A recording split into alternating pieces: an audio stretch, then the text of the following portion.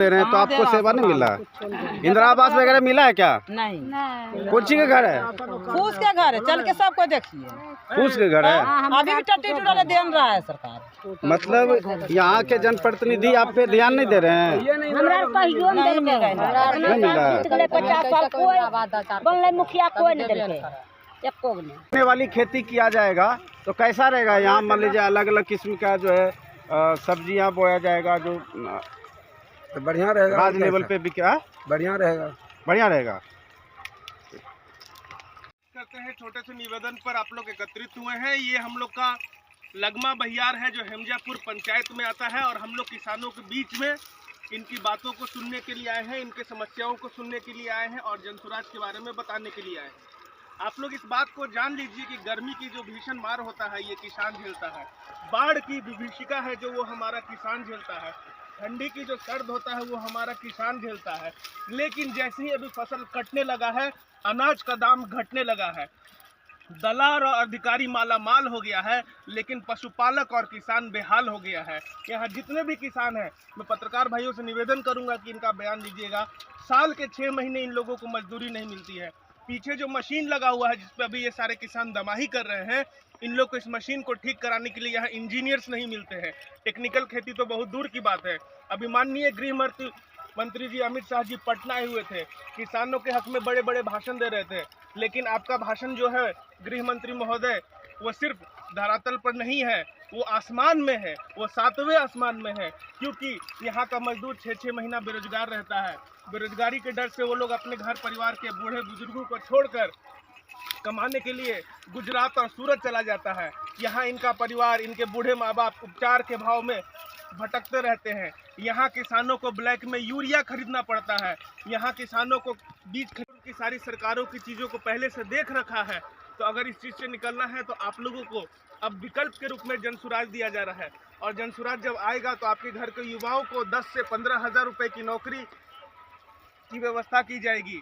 जितनी भी आप बुजुर्ग लोग हैं, बुजुर्ग माताएं हैं, बुजुर्ग पुरुष हैं घर के, उनको 400 रुपया पेंशन वाला भी हटा के 2000 रुपया महीने का एक सम्मान राशि दिया जाएगा। महिला लोग को रोजगार करने के लिए, आप अच्छा पापड़ बनाती होंगी, आप अच्छा अचार बनाती हो, कुछ भी आप अपना स्वरोजगार करके आप महीने का अच्छा कर सकती है, जिसके लिए सरकारी गारंटी पे आपको 4 रुपया सैकड़ा पे सालाना ब्याज, मतलब आज आप 100 रुपये सरकार से कोई रोजगार के लिए लेती हैं तो आपको 1 साल के बाद 104 रुपया ही लौटाना पड़ेगा। किसानों को कमाने वाली खेती की व्यवस्था कर दी जाएगी, और मनरेगा के जितने मजदूर हैं नकदी किसानों को उनको जोड़ा जाएगा। और आपकी दुर्दशा का कारण है कि आपके पास उच्च स्तर की शिक्षा नहीं मिली, लेकिन आपके बच्चों के बेहतर भविष्य के लिए, आपके 15 साल के बच्चों के लिए जनसुराज की गवर्नमेंट से ऐसी व्यवस्था बनने वाली है कि उनकी उस शिक्षा से आपके बच्चे व्यवस्था पे बोझ नहीं बनेंगे, घर पे बोझ नहीं बनेंगे। उनको पढ़ा लिखा कर इतना शिक्षित कर दिया जाएगा कि आपका बच्चा 15 साल की उम्र के बाद खुद से कमाने लगेगा। तो इन सारी व्यवस्थाओं को समझने के लिए, अपने इस पलायन के दंश से बचने के लिए, अपने घर के उत्थान के लिए, महिलाओं के सम्मान के लिए और बुजुर्गों के बुढ़ापे की अच्छी व्यवस्था के लिए आप लोग को 2025 के चुनाव में जनसुराज को भी चुनना है। आप लोग की और कोई समस्या है तो आप लोग हमसे साझा कर सकते हैं। क्या क्या दिक्कत होता है, कुछ होता है, वो बयान दे दीजिए, ठीक है ना? अलग की दिक्कत, उपचार नहीं है, रोजी नहीं है। घर पर रहता है। घर पर रहता है? क्या करता है? करता है, खेलता है, और क्या करेगा? उम्र कितना है? कितना? 14 साल 15 साल। पढ़ता नहीं है? पढ़े पुर जाएगा तब नहीं पढ़ाएंगे। हम लोड़ा लौटते हैं तो कहाँ पढ़ाएंगे? खेत में काम करते हैं, पैसा नहीं पुरता है? नहीं पुरता। सरकार तो एकदम बड़ा बड़ा दावा कर रहा है कि जो है सबको पढ़ाई शिक्षा मुफ्त कर दे रहे हैं, ये दे रहे हैं, वो दे रहे हैं, तो आपको सेवा नहीं मिला? इंदिरा आवास वगैरह मिला है क्या? नहीं। कौन सी के घर है? फूस के घर है, चल के सबको देखिए। फूस के घर है? अभी भी टट्टी टूटा दे रहा है सरकार।